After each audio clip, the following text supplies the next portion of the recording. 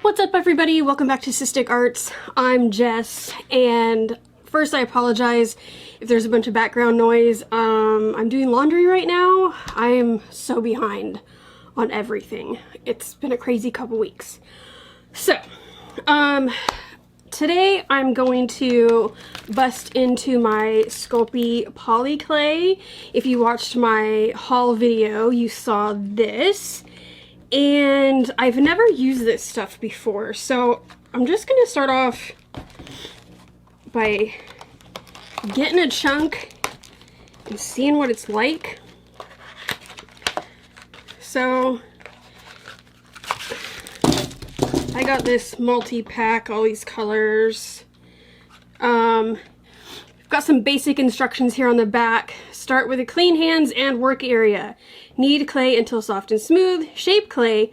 Bake on oven-proof glass or metal surface at 275 Fahrenheit or 130 Celsius for 15 minutes per 1/4 inch, 6 millimeters of thickness. Okay, easy enough. Like I said, I've never used this stuff before. And so I think I just want to, let me just open one and play with it, see how it feels. If you go on Pinterest and you look for this stuff, you will see so many different kinds of projects that you can do. Just break a piece off here.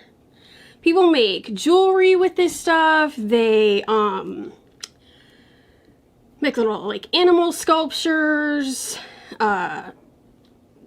bowls, cups, coasters. I mean, if there's a thing, you can make it out of poly clay.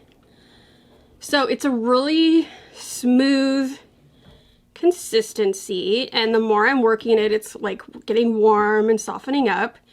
So you don't have to, you know, really smash it super hard to get it where you want. I'm gonna take just a little tiny piece of this blue and mix it in with some white to see if we can blend colors with this stuff. I'm pretty sure you can from what I've seen, but I just want to try.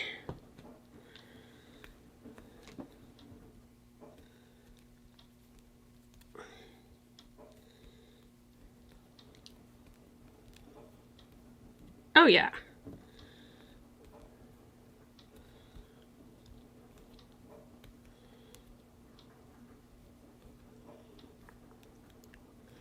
So that's cool. This is where we started with the blue, and this is where it's at now.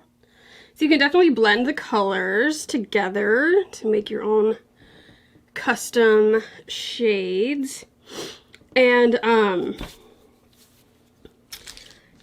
I am currently working on a crochet project right now. I'm making a baby blanket for my friend, and I'm using this pretty small crochet hook. And so if I'm doing this for a long time, my hand starts to really cramp up. So I'd like to do a handle for this, which I have seen on Pinterest. And this is kind of a green crochet hook. So I want to try and do some marble of this to do a cover for my crochet hook. So I'm gonna get set up for that, and I'll be right back.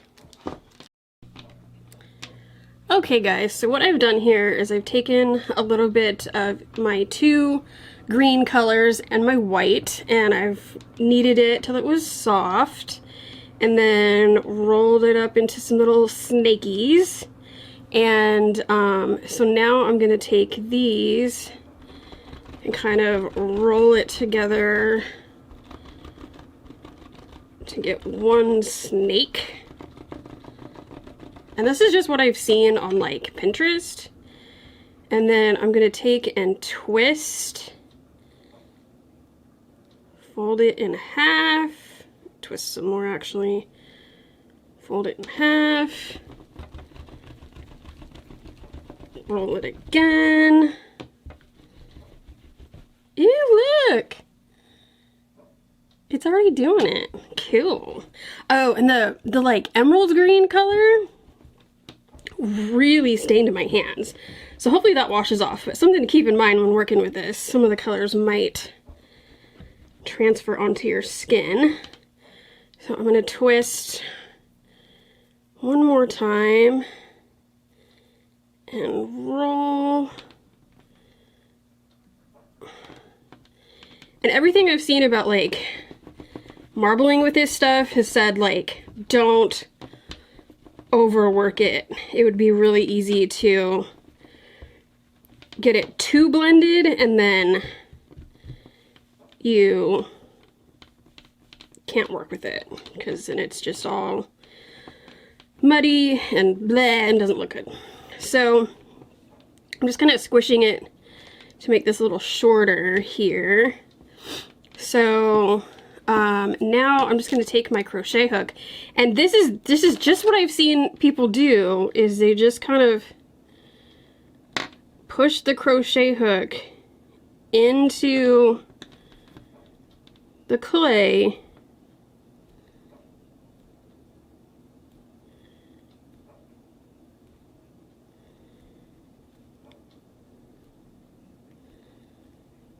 I think it might be better if I had like flattened the clay out and then kind of wrapped it around the crochet hook, but we're halfway there now, so whatever.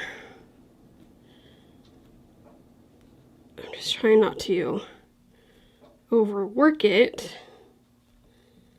because I want it to look cool.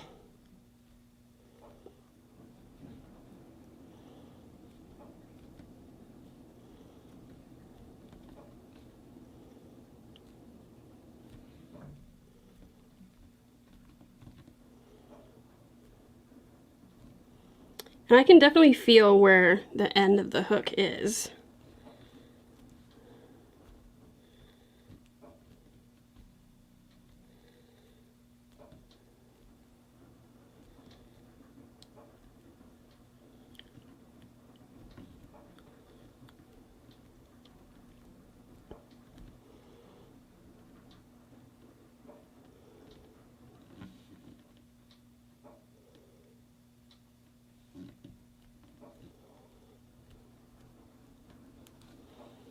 Okay. So that's where I'm at, and I'm just gonna roll this to smooth it out. Kind of even it up.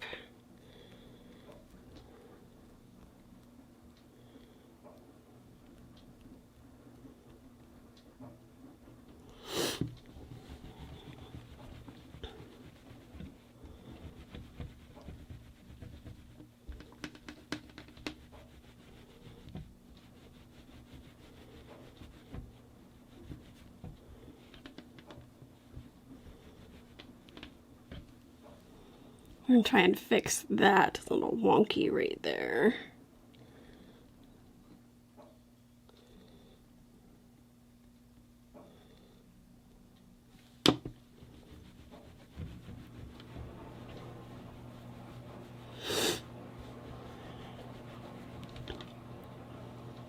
And now what I want to do to kind of make it ergonomic is I'm gonna hold my crochet hook the way I always do when I work with it and just squeeze a little bit, and it'll make spots for my my thumb and my fingers to rest in, if that makes sense. Maybe I don't necessarily need to do that.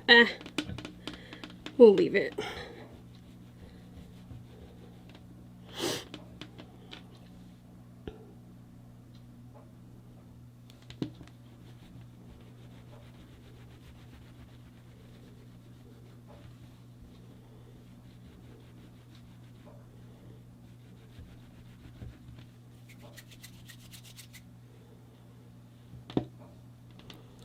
Okay, so there's that. looks pretty cool. So I'll just have to bake it. I'm going to wash my hands and hopefully this comes off. Okay, so I don't know how much you could tell before that there was green on my hands, but it washed off just fine. And I think I want to try and make some kind of little animal figure.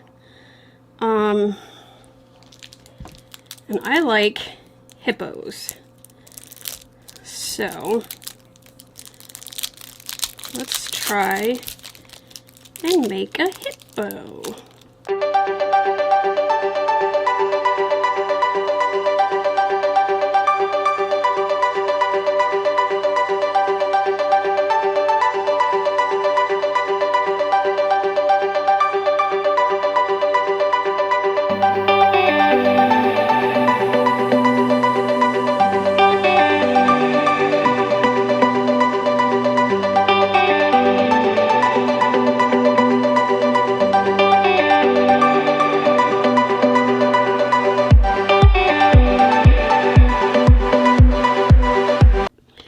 I've got my 4 little blobs here for its legs. I think they're a little too long. Squish them down a little bit. And I always see people working with this stuff and they just like stick the little parts on and then that's it. They don't like try to blend it in or anything like that. And I'm like, that really works? You can just like stick it on there and then that's it? So I guess we'll see if that's gonna work. Okay. So now he's got legs, we need a head. Oh no, his foot fell off. See, I'm dubious about how well that's gonna work, but we'll see.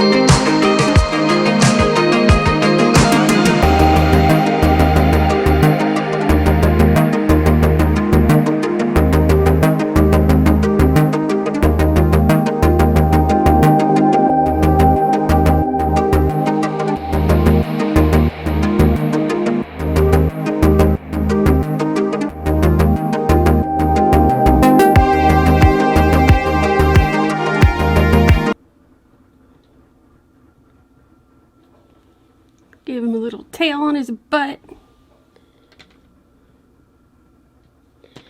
And then I'm just going to kind of carve a line for the mouth.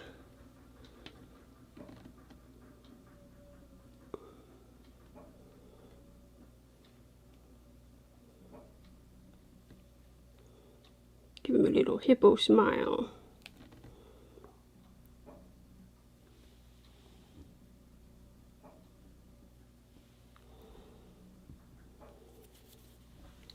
Looks kind of like a hippo. Okay, so I'm gonna bake these according to the directions, and when they're done, I'll be back.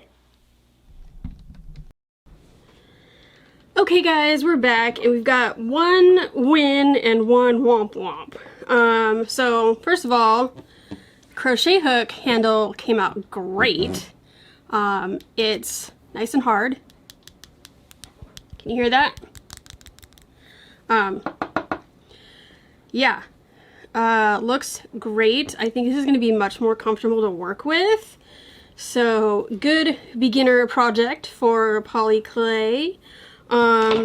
Sadly, our hippo didn't make it. So I put this in, I put him on the same pan. I put him in at 275, did 15 minutes for this, because it says 15 minutes per quarter inch of thickness. And I was like, there's probably some spots on here that are a little bit thinner than that, some that might be a little bit thicker than that, because it's not perfectly even. But I was like, we'll do that.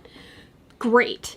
And then, so I pulled this out, I left the hippo in, and I set the timer for another 15 minutes because he's kind of a fatty. He's a hippo. And luckily I was standing right there in the kitchen, putting some stuff away, and I smelled something and I was like, uh-oh, and I opened the oven and he's still kind of hot. I open the oven and what do I see?